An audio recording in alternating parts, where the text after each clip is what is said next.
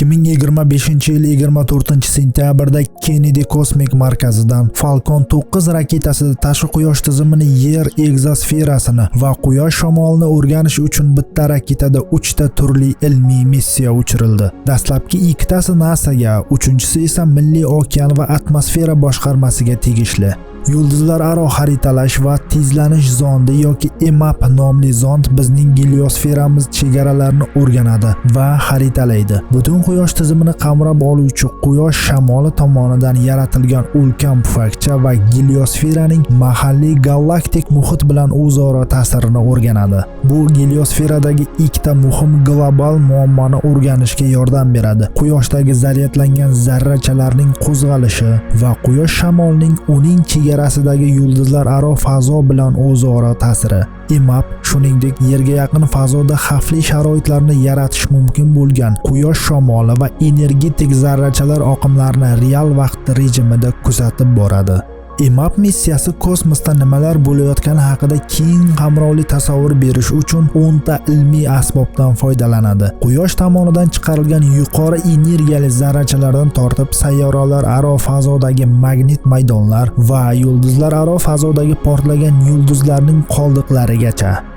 Qisqacha geliosfera chegarasi haqida gapirsak, bizning quyosh sistemamiz geliosfera deb nomlangan pufakcha bilan o'ralgan bo'lib, u sistemamizning galaktikaning qolgan qismidan ajratib turadi va uning kosmik nurlanishdan himoya qiladi. Geliosfera 1950-yillarda kashf etilgan bo'lsa-da, u haqida kam narsa ma'lum. Yer yuzida kosmik nurlanishdan himoya qiluvchi 3 ta qatlam mavjud. Bularga geliosfera, yerning magnit maydoni yoki magnetosfera, nurlanishni yutib yuboradigan yer atmosferasi.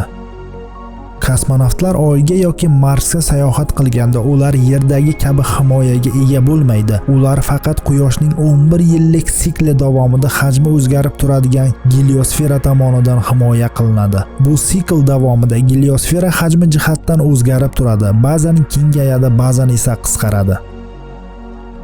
Geliosferaning tashqi chegarasini o'rganish quyosh tizimidan faqat 2 ta kosmik kema chiqib ketgan. Bular Voyager 1 va Voyager 2. Ular 2012-2018-yillarda geliopauzadan chiqib ketishgan va hozirda tashqi geliosferada. Ushbu kosmik kemalar tufayli olimlar geliopauzadan tashqaridagi kosmik nurlar geliosferaning chuqur qismidagi nurlarga qaraganda taxminan 3 barobar kuchliroq ekanligini aniqladilar.